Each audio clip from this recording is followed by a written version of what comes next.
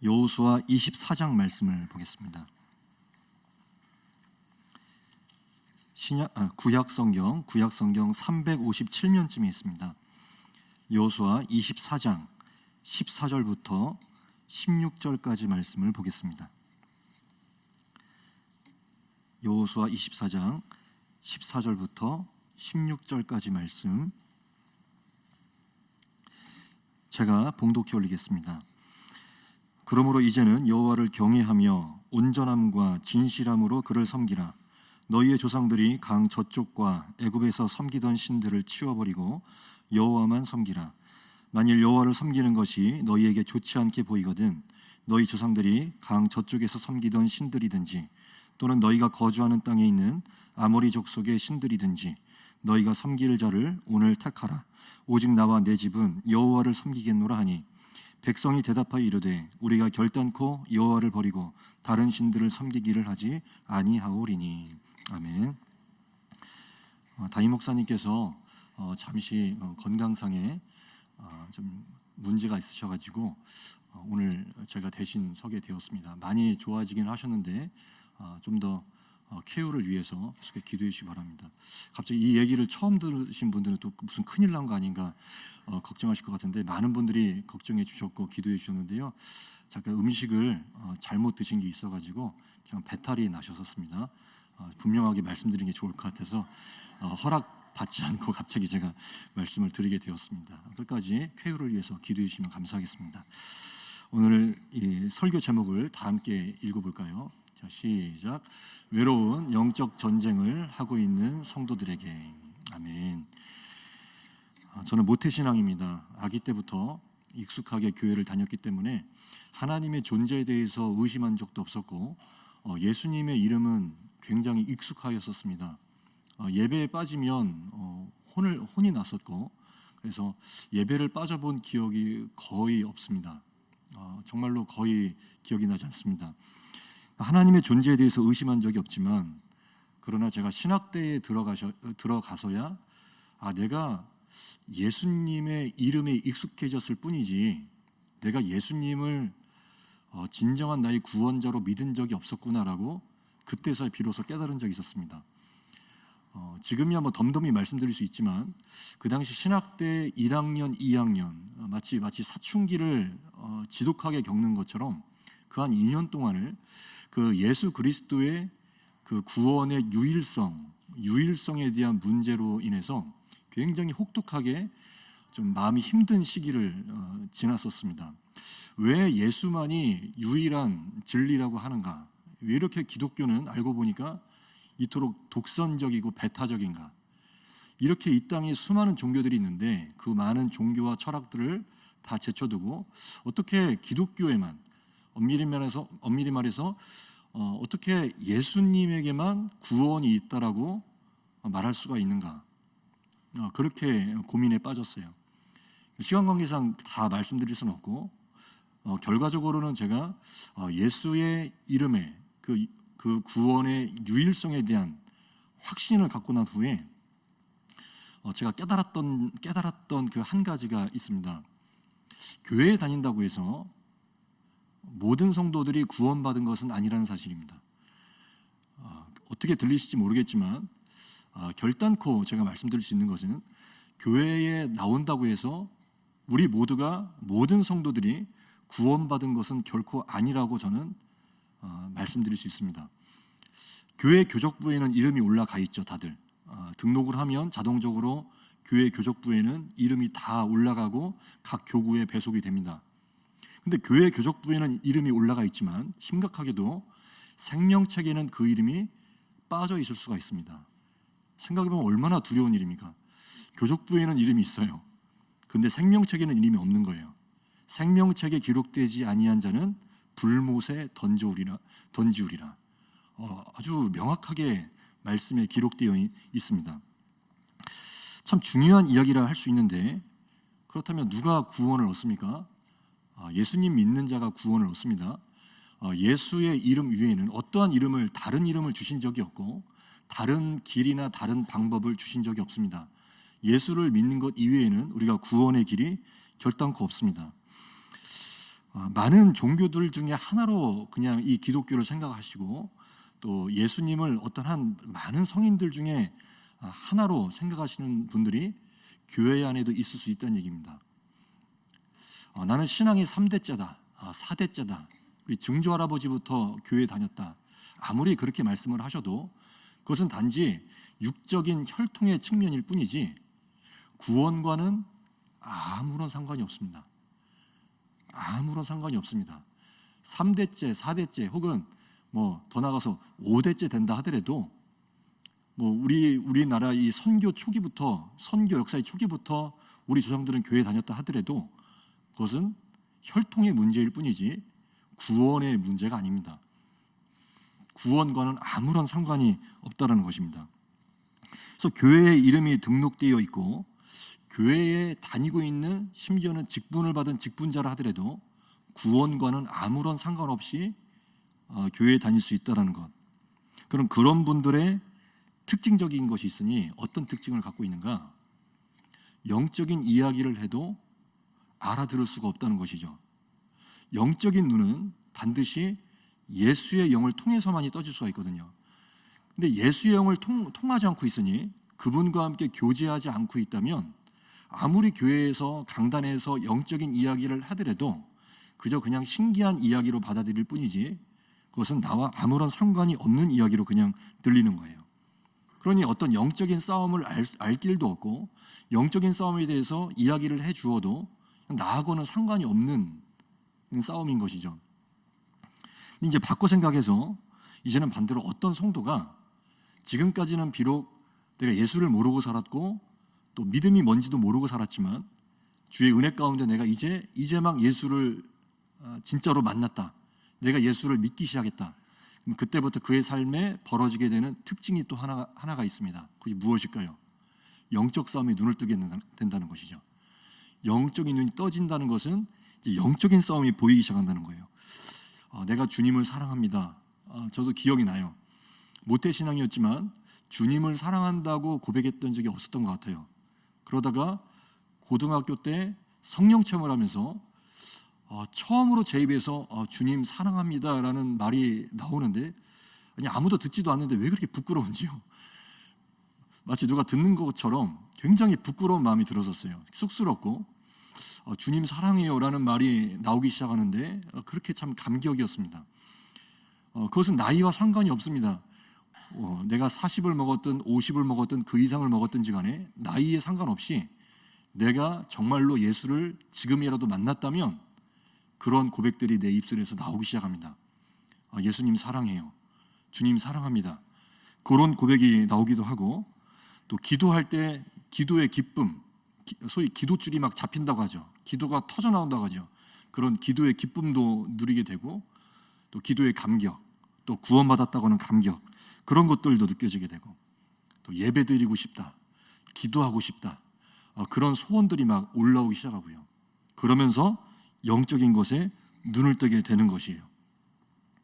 과거에는 내가 예수를 몰랐다가 내가 이제는 예수님을 만났습니다. 이제 영적인 것에 눈을 뜨게 되었습니다. 이제 그런 성도들에게서 발견할 수 있는 특징이 하나가 있어요.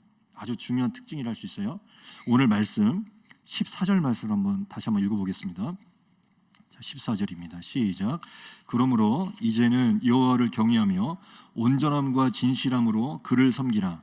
너희의 조상들이 강 저쪽과 애굽에서 섬기던 신들을 치워버리고 여호와만 섬기라. 영적인 것에 눈을 뜬 정령 구원받은 신자라면 이제 이 특징이 있어요. 다른 신들을 치워버린다는 거죠. 다른 신들을 치워버리기 시작해요. 그리고 오직 여호와 한 분만 섬기기로 결단을 내리게 됩니다. 모든 신들을 치워버리고 내가 하나님만 예배하겠다라고 하는 소원이 생기기 시작해요.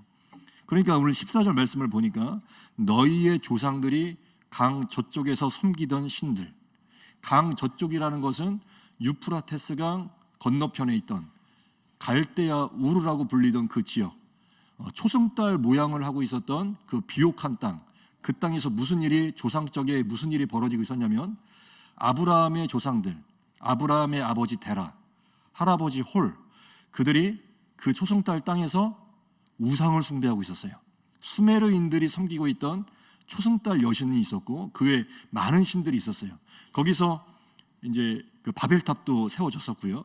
그래서 이방 신들을 섬기는 것이 가득했던 그 땅, 저 유프라테스강 강 건너에서 이방 신을 섬겼었는데 조상들이 그토록 섬겼던 그 이방 신들을 치워버리는 일이 생겨요. 이방 신을 치워버리는 거예요. 하나님을 진짜 만났더니 그 이방 신을 이제는 못 견디는 거예요. 정녕 우리가 성령을 경험했다면 한 분 하나님만을 섬길 수밖에 없습니다.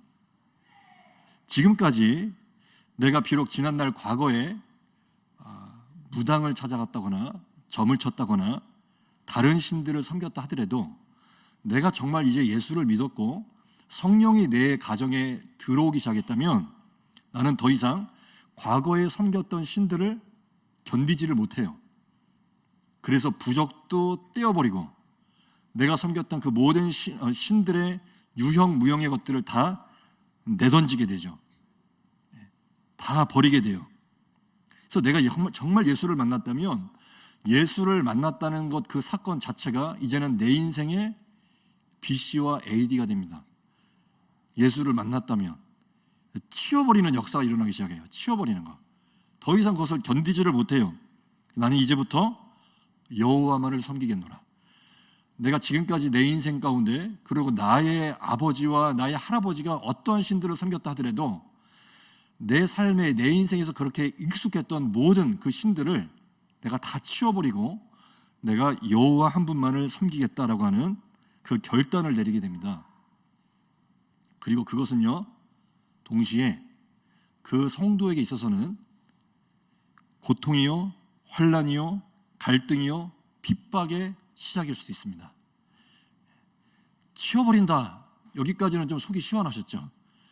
그런데 치워버리고 하는 그 순간부터 어떤 성도의 삶에서는 정말 예수를 믿고 성령이 내 삶과 내 가정에 들어오고 기존에 섬겼던 모든 이방신들을 치우려고 할 그때 그 성도의 삶에서는 동시에 핍박과 어려움이 뒤따라올 수 있습니다. 곧 설 연휴가 시작이 됩니다. 많은 성도들에게서 여전히 제사가 고민거리인 줄 저는 알고 있습니다. 과거에 저도 그러했고요. 정말 바라옵기는 먼저는 그 모든 제사의 문제로부터 자유케 되시고 그것을 깨끗하게 치우는 역사가 있으시길 축복합니다. 깨끗하게 치워버리는 순간 정말 자유해져요. 그 제사를 만약에 교양의 시각에서, 문화적인 시각에서, 종교, 어떤 철학의 시각에서 본다면 그것은 당연히 조상을 섬기는 효심으로 해석이 될 수가 있고 전통의 어떤 전통 문화로 해석이 될 수도 있어요. 조선시대 그 초기부터 고려시대 때는 불교였지만 조선시대가 시작이 되면서 이 유교로 우리가 바뀌었잖아요. 유교가 이렇게 유교로 바뀌면서 중국에서의 그 제사가 이제 넘어온 것이거든요. 수백 년에 걸쳤던 그 제사 문화가 이제 완전히 뿌리내리게 되었는데 유교에서 건너왔던 우리 전통 문화다. 그렇게 바라볼 수도 있어요. 그러나 이제 그것을 더 이상 교양이나 지성이나 문화의 관점에서 벗어나서 성경은 뭐라고 말씀하고 있는가? 영적인 눈으로 보는 순간 그것은 전혀 다른 이야기가 됩니다. 성경은 제사를 어떻게 보고 있을까요? 많이들 알고 계시는 말씀이겠지만 한 번 더 확인해 보겠습니다. 고린도전서 10장 20절 말씀입니다. 앞에 있습니다.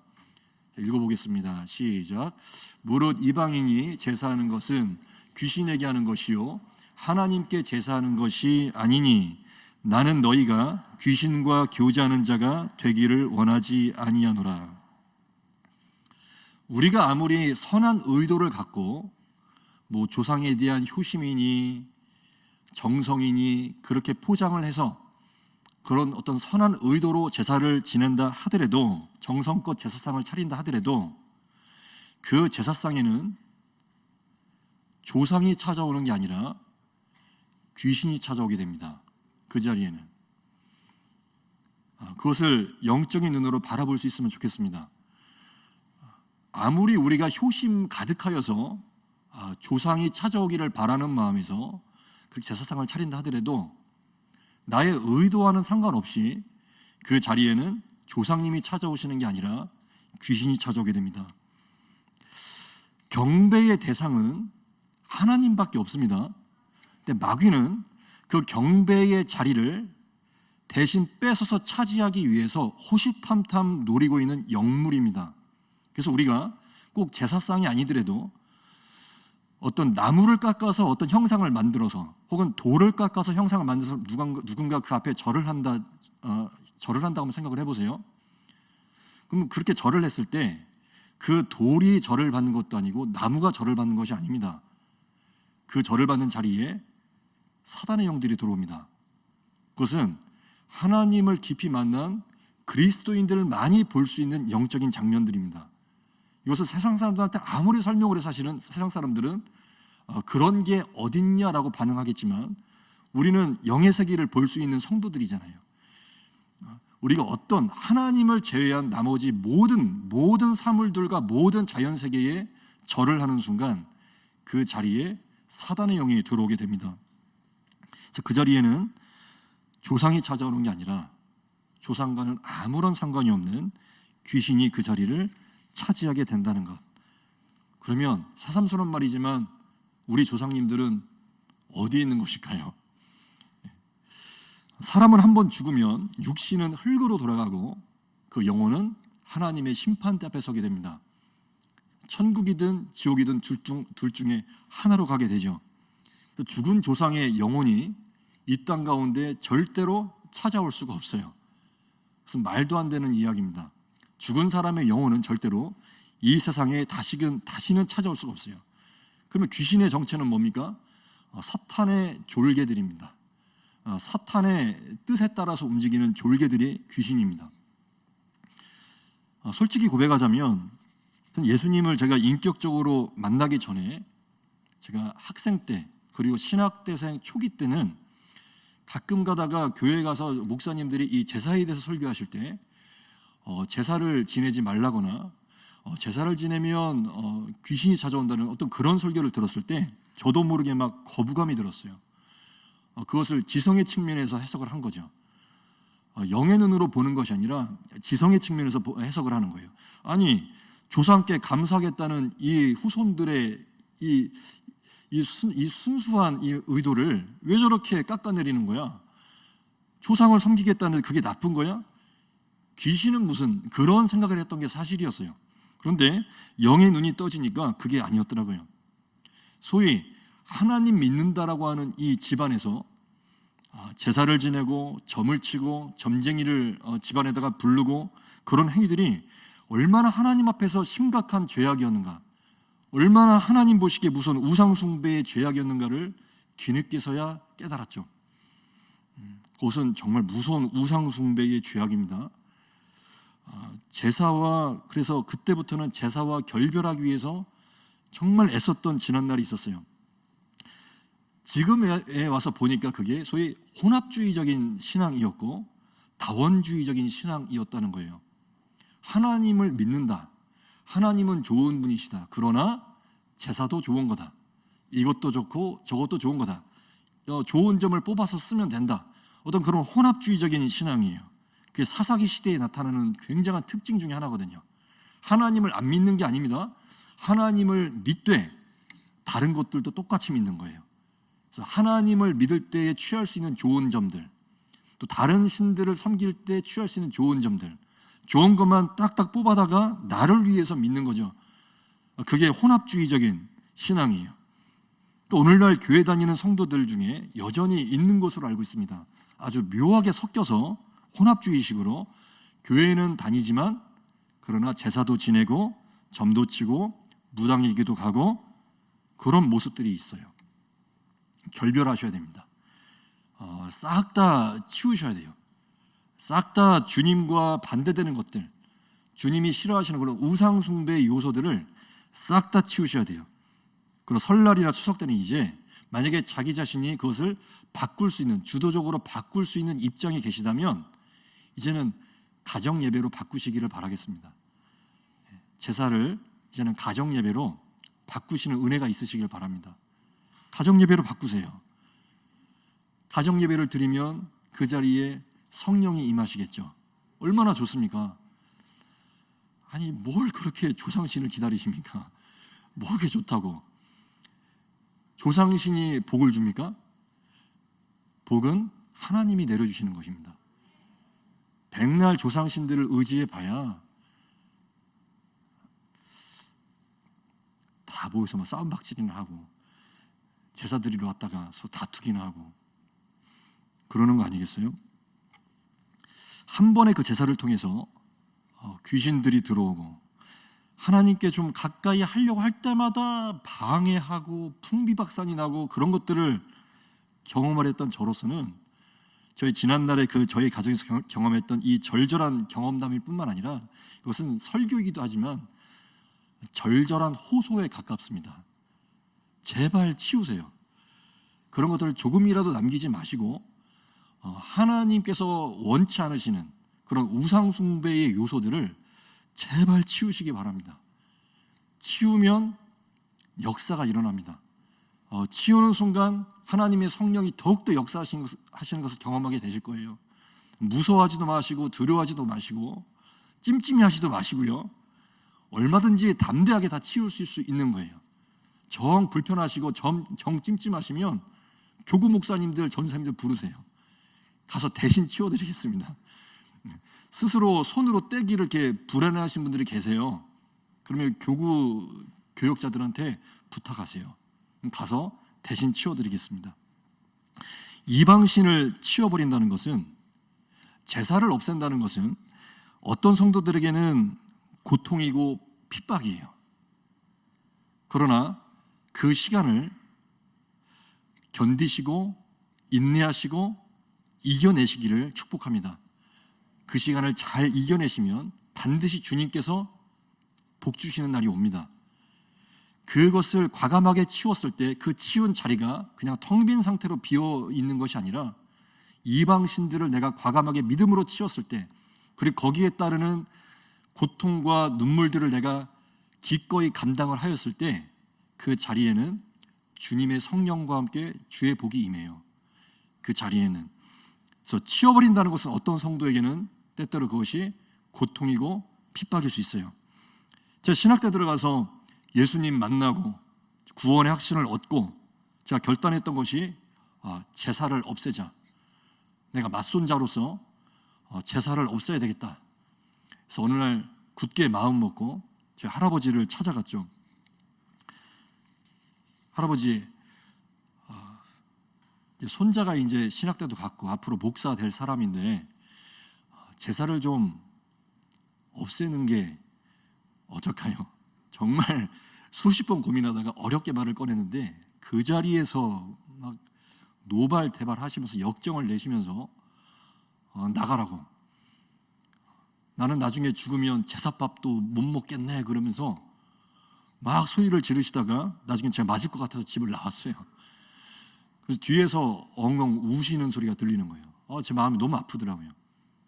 그러니까 그분에게는, 할아버지께는 이 제사의 문제가 굉장히 소중한 문제인 거예요. 이해를 못하는 게 아니에요. 굉장히 소중한 문제인 거예요. 효도의 차원인 거예요. 근데 그것을 맞손자가 찾아와서 제사를 없애겠다고 하니까 너무나 슬프셨던 것이죠. 다행히 그 당시 아버지랑 저는 뜻이 이제 일치해서, 그래, 이 집안의 장손이 앞으로 어차피 목사가 될 사람인데 그래 이참에 없애자, 그런 대화를 나누다가 제가 잠이 들었는데 그날 밤 제가 꿈을 꾸었습니다. 꿈속에서 처음 보는 어떤 괴상한 얼굴이 나타나서 괴로운 표정을, 아주 일그러진 표정으로 괴로운 표정을 지으면서 저한테 하는 말이, 너 왜 이렇게 나를 괴롭히냐, 그렇게 저한테 이야기를 하는데 저는 보자마자 꿈속에 직감했어요. 이놈이구나. 우리 집안의 제사를 통해서 또아리를 틀고 나가지 않는 놈이 이놈이구나. 그리고 내가 이겼구나. 그것을 제가 직감한 적이 있었어요. 저는 절대 이단이 아닙니다. 이단이 아닙니다. 기독교 대한성결교회 목사입니다. 제가 이런 얘기 잘 안 하지 않아요. 근데 오늘은 꼭 이 이야기를 말씀 꼭 드리고 싶었어요. 신비주의자도 아니고 이런 얘기 좋아하는 사람도 아니지만 분명히 제가 경험했던 일입니다. 저는 그 꿈을 꾸자마자 확신했어요. 이놈이구나. 그리고 내가 이겼구나, 승리했구나. 그것을 깨달았었어요. 결국 저희 집에서 제사를 없앴고 초기에 굉장한 갈등이 있었지만 결국 그 할아버지는 당연히 저희 가족 중에 제일 늦게 예수님 믿고 술, 담배 끊으시고 구원받으시고 구역장까지 하시다가 임종시에 십자가를 품에 안고 돌아가셨어요. 할렐루야죠. 예배와 제사, 신앙과 제사 사이에서 여전히 고민하고 계시고 두려워하고 계시고 그 싸움을 지금도 하고 계시는 성도님들이 계시다면 이것을 꼭 알아두시길 바랍니다. 그 싸움은 피할 수 없을 것입니다. 언젠가는 정면으로 충돌할 문제이고 부딪히고 갈등할 문제입니다. 피할 수 없습니다. 충돌할 수밖에 없고 그래서 언젠가는 곧 굳은 결심으로 굳게 마음 먹으시고 결단하셔야 될 문제입니다. 그리고 그 문제 때문에 내가 괴로워질 수도 있습니다. 예수를 믿어서 내가 괴로워질 수도 있습니다. 예수를 내가 정말로 만났는데 외로워질 수도 있습니다. 그 문제 때문에. 그리고 따돌림을 당할 수도 있습니다. 그 누구에게서도 이해받지 못하는 사람이 될 수도 있습니다. 근데 언젠가는 해야 될 싸움이라면 결단하셔야 됩니다. 좋은 이야기를 드리지 못해서 죄송합니다. 그러나 때로는 목회자의 임무는 불편하고 내 마음에 힘듦으로 다가오는 말씀이라도 때로는 그 말씀을 있는 그대로 그 말씀, 날 것 그대로의 말씀을 증거해야만 할 때가 있습니다. 그리고 그 불편한 그 말씀은 결국 나에게 생명입니다. 말씀이 곧 나에게 능력이 됩니다. 오늘 그러한 차원의 말씀으로 들어주셨으면 합니다.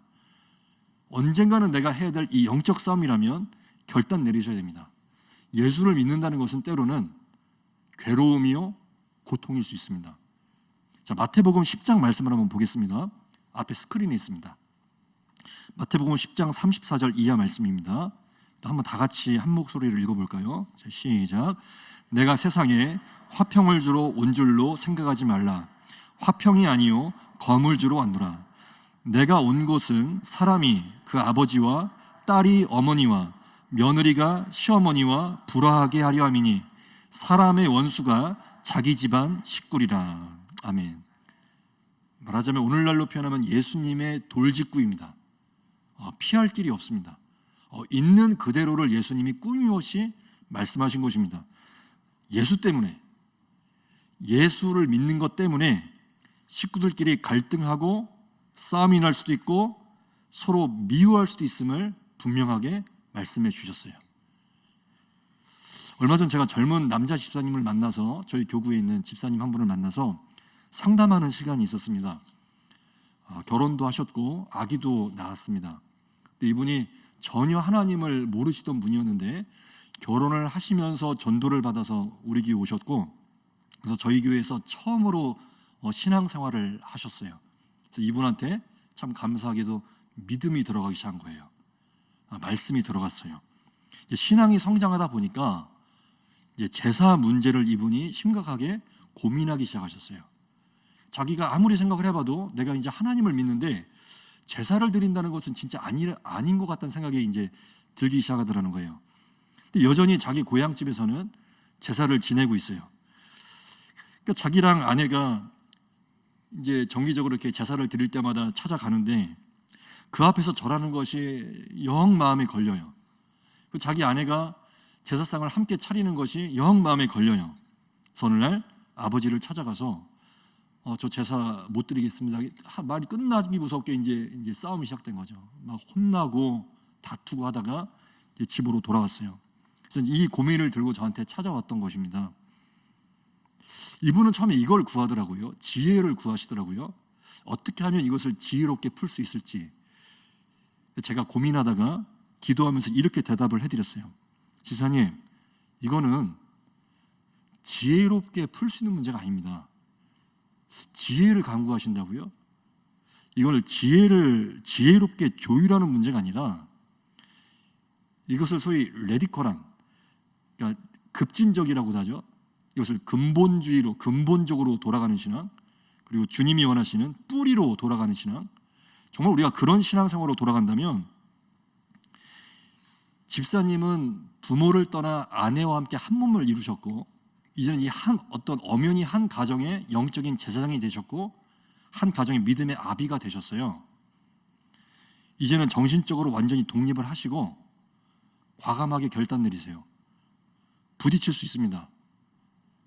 집사님이 감내하셔야 될 부분입니다.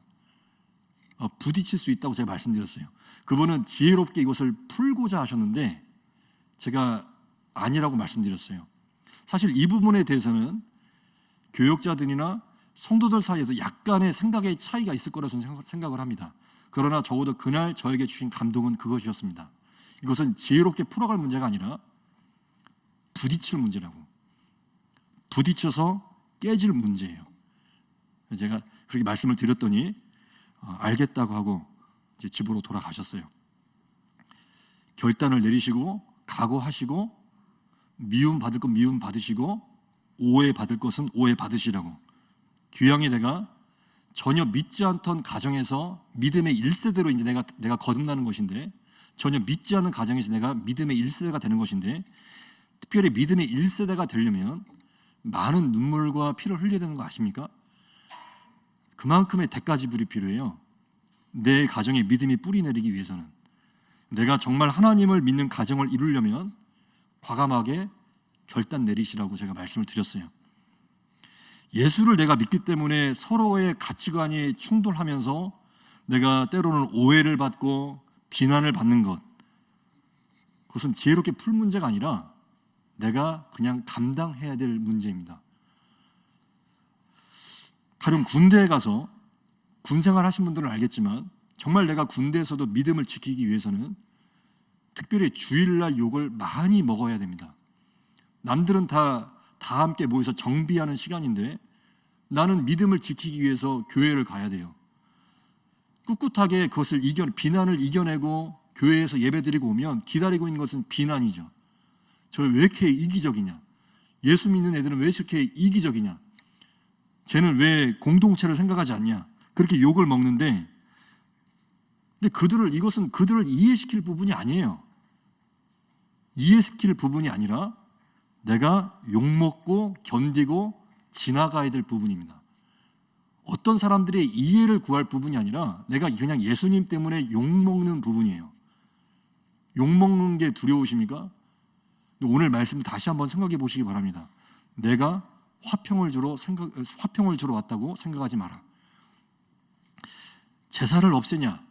넌 조상도 없냐? 넌 부모도 없냐? 그렇게 공격을 받겠지만 이것은 그들을 이해시킬 부분이 아니라 내가 예수를 믿기 때문에 그냥 욕먹고 기꺼이 감당해야 될 부분입니다. 그들의 인생은 이제 그들의 인생이고 예수를 믿어서 새롭게 시작된 나의 인생은 나의 인생입니다. 그들은 제사 지내고 살라고 하십시오. 그들은 제사 지내고 살라고 하십시오. 그리고 나는 하나님을 섬기겠노라 라고 결단하시면 됩니다. 오늘 말씀 그대로입니다. 오늘 말씀 15절에 있습니다. 오늘 말씀 15절 함께 보겠습니다. 만일 여호와를 섬기는 것이 너희에게 좋지 않게 보이거든 너희 조상들이 강 저쪽에서 섬기던 신들이든지 또는 너희가 거주하는 땅에 있는 아모리 족속의 신들이든지 너희가 섬길 자를 오늘 택하라. 오직 나와 내 집은 여호와를 섬기겠노라. 너희가 우리처럼 여호와를 섬기는 것이 안 좋게 보이거든 너희들은 그냥 너희가 섬기던 대로 이방신을 계속 섬겨라. 오늘날로 말하자면 이렇게 풀 수 있죠. 너희가 하던 대로 다른 신 섬기고 있고 제사 지내고 너희들 다 제사 지내고 마음대로 살아라. 그러나 이제부터 나는 어떠한 욕을 먹더라도 나는 여호와 한 분만을 섬기겠노라. 그렇게 결단을 내리실 시간이 오고 있다는 거예요.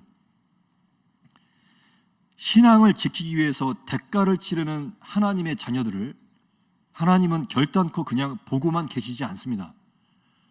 신앙을 지키기 위해서 대가를 치른 그 주님의 자녀들을 위해서 주님은 더욱더 능력을 주시고 힘을 주시고 시간이 흐르면 흐를수록 여호와 한 분만을 섬기는 그 가정이 얼마나 물된 동산과 같이 시냇가에 심은 나무와 같이 번성케 되는 것인지를 우리 성도 여러분, 여러분의 인생을 통해서 꼭 증명해 주십시오.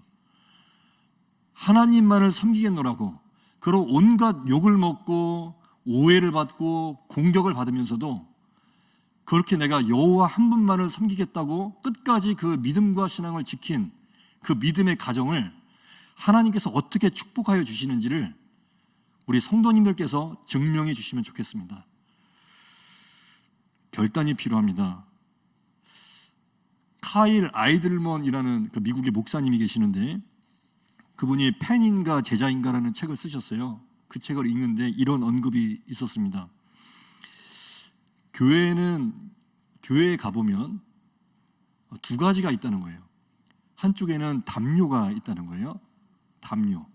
그리고 한쪽에는 십자가가 있다는 거예요. 편안한 담요에 익숙한 성도들이 있고 한쪽은 불편한 십자가에 익숙한 성도들이 있대요.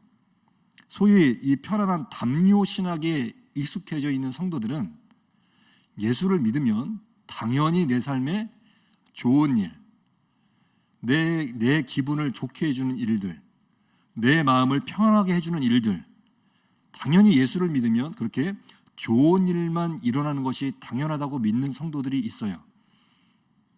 때로는 그의 삶에 어떤 고난이 찾아오거나 예수를 믿기 때문에 겪게 되는 어려움들이 찾아오게 되면 당황하게 되는 거죠.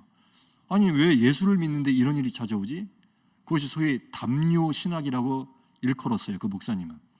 근데 한쪽에는 십자가를 믿고 십자가에 익숙하여 있는 성도들이 있어요. 십자가를 붙들고 있는 성도들은 예수를 믿기 때문에 따라오는 고통, 예수를 믿기 때문에 따라오는 희생, 대가지불, 예수를 믿기 때문에 따라오는 오해, 불편함을 당연하게 생각한다는 거예요. 우리는 어느 쪽입니까? 분명한 사실은 내가 이제 진짜 예수 믿기로 결단한다면 불편해지는 일이 생기기 시작합니다. 더욱더 깊이 신앙을 지키기 위해서, 믿음을 지키기 위해서 더욱더 들어가면 들어갈수록 내가 과감하게 이제는 뭔가를 치워버려야 되는 일이 생기기 시작합니다. 우상을 치워버려야 되는 일이 생기기 시작합니다. 그 치워버릴 때에 나는 온갖 오해와 멸시와 공격을 받을 수도 있습니다. 기왕에 믿은 예수님이 나에게 화평을 주시는 게 아니라 자꾸만 오해를 받게 하고 어려움을 겪게 합니다. 그러나 절대로 그것으로 끝이 아니라고 말씀하십니다. 믿음을 지키기 위해, 십자가의 신앙을 지키기 위해서 싸우는 나를 지금도 주님이 보고 계시고 그 싸움은 곧 나와 나의 집에 구원의 감격과 생명과 회복과 평안을 가져다 주심을 주님의 카이로스 때가 이름에 반드시 그것을 보게 될 날이 있으실 것입니다. 그러니 지금 예수님 때문에 싸우고 있는 그 영적인 싸움, 특별히 외로운 싸움을 하고 계시는 우리 성도님들, 여러분들을 먼저 응원하고 싶고요. 그 싸움을 결코 포기하지 않으시기를 바라겠습니다. 그 싸움 가운데 지금 주님이 함께 계십니다. 그리고 그 싸움은 결국 나의 인생 가운데 귀한 열매와 귀한 간증으로, 빛나는 간증으로 남게 되는 날이 반드시 오게 될 것입니다. 이 믿음의 싸움을 멈추지 마시고 끝까지 인내와 믿음으로써 그 영적 싸움을 끝까지 감당하시는 우리 모든 성도님들 되시기를 주의 이름으로 축복합니다. 함께 기도하시겠습니다. 오늘 믿음의 영적 싸움을 우리 주님의 이름을 붙들고 끝까지 견디며 이겨내며 인내하며 승리하기를 바라는 믿음으로 주님 앞에 나아가겠습니다. 먼저는 오늘 기도회를 갖기 전에 먼저 오늘 말씀을 붙들고 우리 힘차게 기도하시는 가운데 기도의 문을 활짝 열기를 원합니다. 오늘 말씀 붙들고 기도하시는 가운데 먼저 주님이 주시는 감동으로 각자 함께 기도했으면 좋겠습니다. 다 함께 주여 한번 외치며 간절히 기도하시겠습니다.